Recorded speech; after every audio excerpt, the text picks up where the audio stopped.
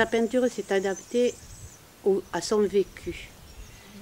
Michel n'a pas un style à proprement parler. Il a un éventail de styles qui correspondent à des époques de sa vie.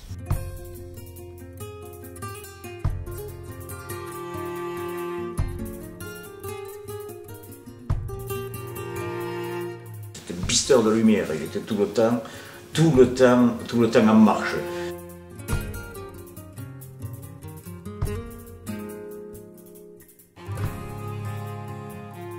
Par exemple, il me disait, là, je crois que j'ai trouvé une manière, mais bon, là, ça y est, il faut que je passe à autre chose maintenant.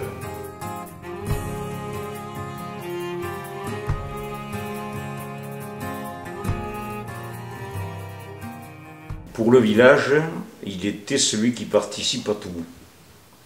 Et il animait avec d'autres l'association des parents d'élèves. Il a participé aux manifestations, aux grèves pour garder la Micheline, pour garder les classes. Il a participé plus qu'activement au carnaval. Michel, c'était l'être actif, présent par excellence, quoi. Il a traversé des périodes de militantisme actif, quand notamment il était à Coufoulens. Ça a marqué sa peinture d'une façon déterminante.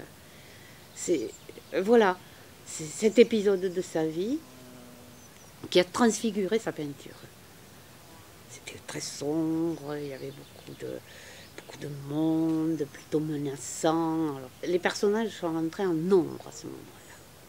Il y en avait partout sur les toiles. En premier plan, en arrière-plan, partout. Au début, il n'y en a pas, il y a le ciel, il y a des paysages là. Et les personnages sont rentrés en très grand nombre. Et aussi des éléments extérieurs à la matière de la peinture, aux acryliques. C'est-à-dire, ça peut être du papier, ça peut être des cartons, enfin, des éléments extérieurs. Ces personnages sans visage reflétaient un peu cette errance de mes personnages dans la conquête du pôle Sud. Donc je lui ai demandé de faire l'affiche. Et il a très bien su rendre le spectacle, alors que le spectacle n'était pas monté du tout. Simplement en discutant avec moi, en venant voir des répétitions, en ayant lu le texte, il a produit cette affiche qui a énormément plu et qui plaît encore maintenant. Il vivait dans un monde d'une inépuisable profusion. Quand on était au bord de la mer, il prenait des bouts de machin, de bouts de bois, de ficelles, et tout d'un coup naissait une œuvre, oui, œuvrer, c'est travailler. Il a tout un tas de formes de peinture, de propositions picturales. Je trouve que dans ces visages, il y a l'inhumanité tout en ayant l'humanité globale.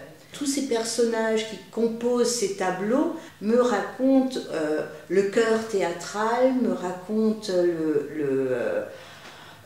l'indéfini chez l'être humain, le non-fini aussi. Enfin, ça me raconte énormément de choses. Il me montrait ce qu'il faisait, mais il ne brodait pas autour de sa peinture, il ne faisait pas le commentaire de sa propre peinture.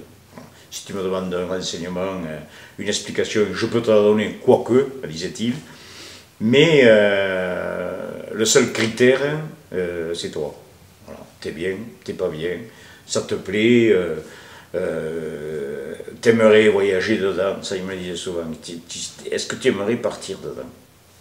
Il avait une humilité incroyable. Quand il se présentait aux gens, c'était presque anecdotique, alors que c'était sa vie, quoi, la peinture, et qu'il fallait vraiment creuser pour connaître l'artiste, parce qu'au quotidien, il ne se révélait pas du tout comme tel. Enfin, il ne le mettait pas en avant, quoi.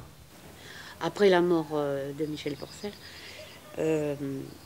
il y a un tableau qui m'a frappé particulièrement, et je te l'ai dit, C'est un tableau qui est en blanc et gris, tout blanc et gris, avec des silhouettes blanches et grises. Et pour moi, immédiatement, ça a été la mort et le milieu hospitalier, porteur de mort, quoi. Et j'ai eu du mal après, parce que Michel, c'était pas le blanc, c'était pas le gris, hein, vraiment pas. Hein. Le noir et le rouge, oui. Les couleurs. C'est un voyageur. Comment expliquer la peinture de quelqu'un en disant que c'était un voyageur? C'est peut-être un peu impropre, mais en fait c'est ce qui me vient de moi.